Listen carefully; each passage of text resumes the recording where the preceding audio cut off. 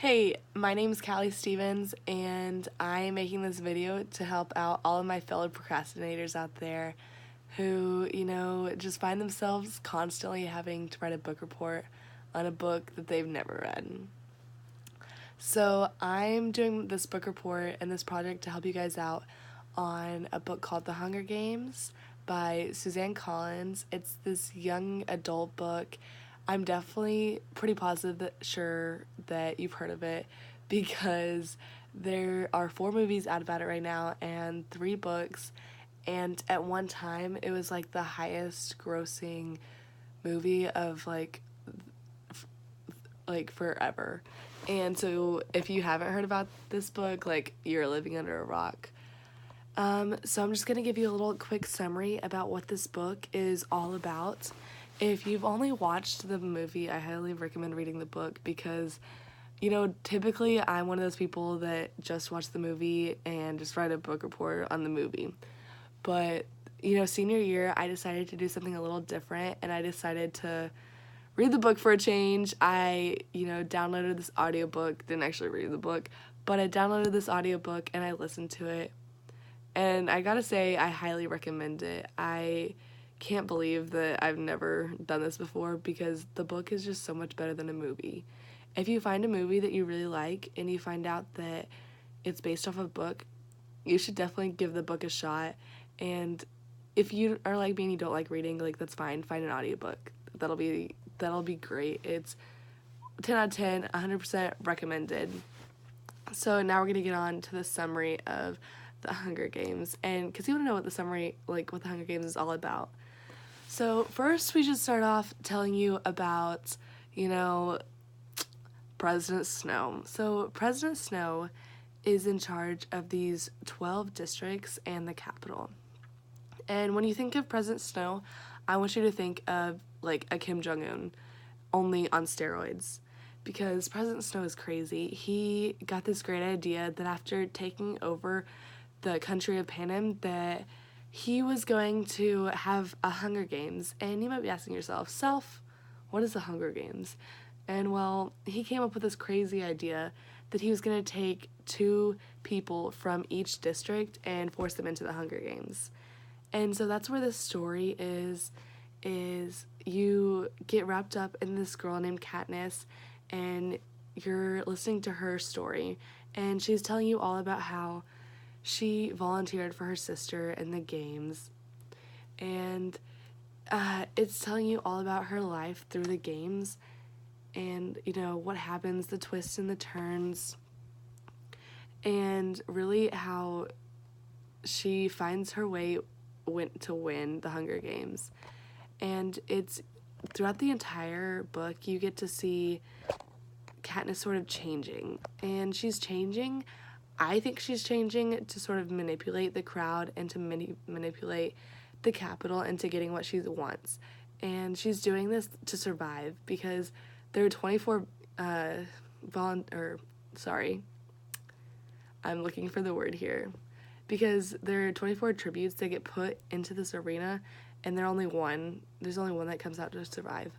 And she promised her sister that she would at least try to win, even though the careers win every year, and she doesn't think she has a chance.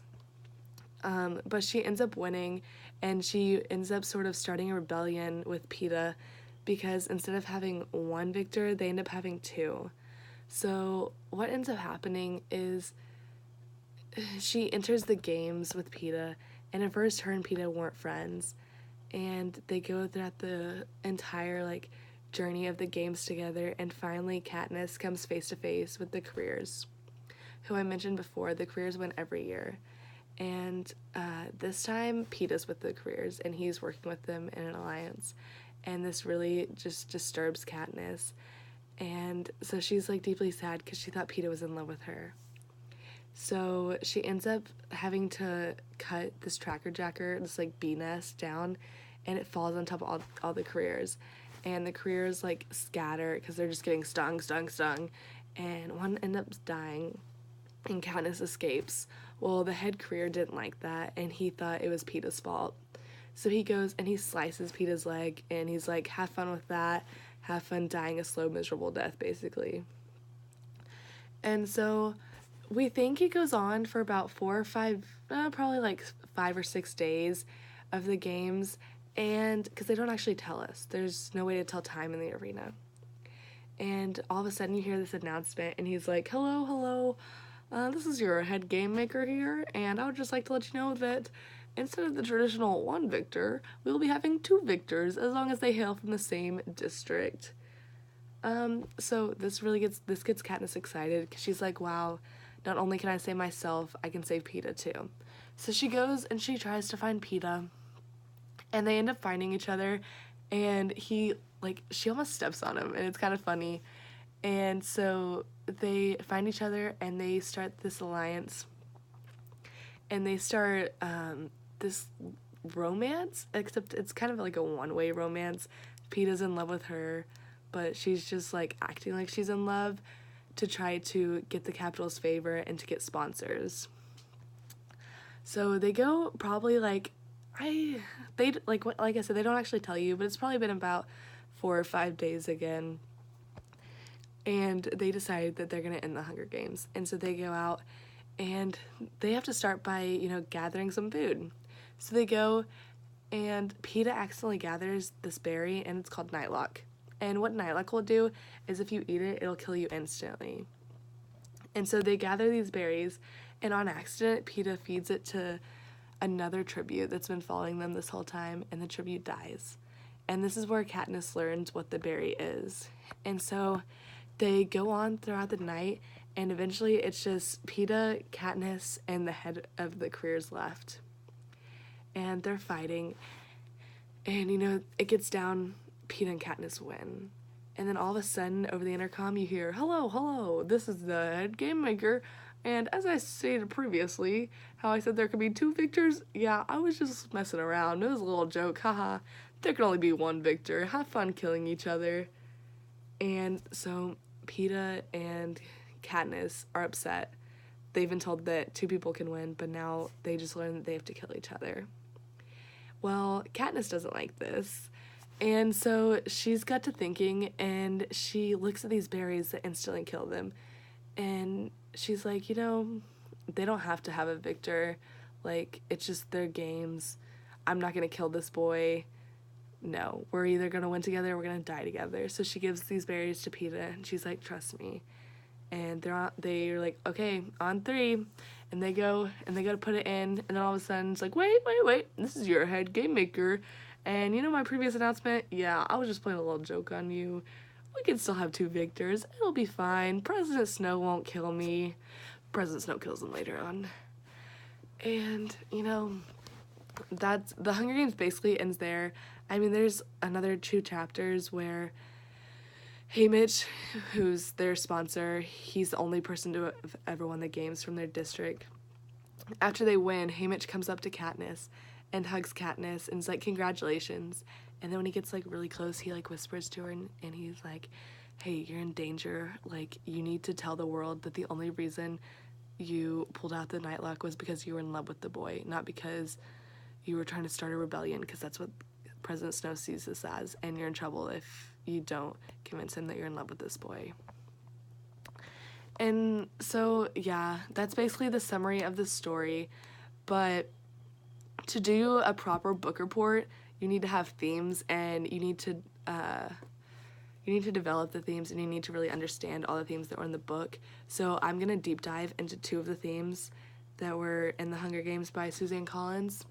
And so one of the themes that Suzanne Collins tries to project is the idea that those gifted with the ability to manipulate people will ultimately succeed and will go farther in life than those that just kind of "Oh yeah, you go do that, I'll go do this, blah, blah, blah, blah." They just kind of let life pass them by. And you get to see manipulation throughout the entire book, whether you see it through President Snow's manipulation of the districts in the Hunger Games, that the Hunger Games in itself is a manipulation, and telling the districts that, "Oh yeah, you're competing in the Hunger Games for glory," but really you're just competing in the Hunger Games to show you who's in charge. It's President Snow. You can also see manipulation in Peeta and Katniss, where they are showing the entire world that they're in love with each other when really it's just a one-way relationship. But I think probably the biggest role of manipulation that you see is just the berries, eating the berries in general.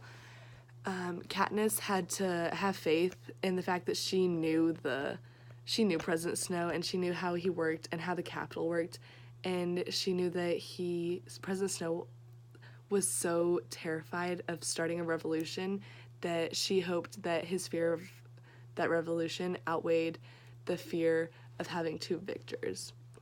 And ultimately, you see that she was right. And I just wanted to, tell you how you can relate this theme of manipulation into your own life and how you can succeed and go farther than everybody else if you are gifted or if you can learn the role of manipulation. And so in real life, we see manipulation every day, whether we see it by watching shows like The Kardashians or we see it just in the hallways in a high school. The Kardashians have to know their target audience to project the image that they want, that they know that the target audience wants them to see, So, like, right now we're obsessed with all the pregnancies going on. We're like, oh, and so the Kardashians, like, they just keep reproducing because they know, like, the pregnancy is what sells, and that's what's making them money. And then in high schools, like, you constantly see kids either girls manipulating either boys into, going out on a date with them by their body language, or manipulating teachers into giving them that good grade or to giving them that extra, 2% bump so they can have that A. And, but that's just, one theme that goes on in the Book of the Hunger Games. And another one that I really wanted to deep dive into was the theme that, you are either born into a life of privilege and prosperity, or you're born into a life of trials and hardships. And the only way where you can change this and you can get out of those trials and hardships is by working your tail off every single day and making a conscious effort into always trying to better yourself so that you can eventually be happy and prosperous. And in the Hunger Games, you really see this theme develop with any mention of the Capitol's favoritism to, the careers or the mayor's daughter, Madge. And in chapter 3, you really get to see this because once again, she just volunteered for her sister, and she just promised her sister that she would try to win. But in the back of her head, she's like, yeah, there's no way a girl from District 12 can win. It's the careers every year. And sorry, and Katniss just is thinking that you're stuck in the life that you were born into and there's no way to get out. But Suzanne Collins goes and shows us that you can get out of your miserable life, but you just have to be dedicated to working hard each and every day to getting to where you want to be. And you can really relate this to your life. I have seen this growing up. I've gotten the pleasure of living in Fort Smith, Arkansas, and going to Northside High School, and living in Bentonville, Arkansas, and going to Bentonville High School. People at Northside High School, they don't struggle with the same things that Bentonville High School kids do. People in Northside, they are worried about where their next meal is going to come from, where they're going to stay that night, especially if it's really cold. They're not worried about, oh yeah, I got to turn in this paper, in this book report, so I can get an A in the class. No. And kids at Bentonville are worried about, oh my god, this guy scratched my car with their key. They scratched my brand new BMW. And if I don't turn in this paper, I'm going to get a B in English. And oh my goodness, I just can't have that because I'm going to go to Harvard. And, kids in Bentonville are so prosperous and privileged, and they don't even realize it. And they're going to grow up, and they're going to have the life that their parents set out for them. It's so much easier, and they have a quicker, like,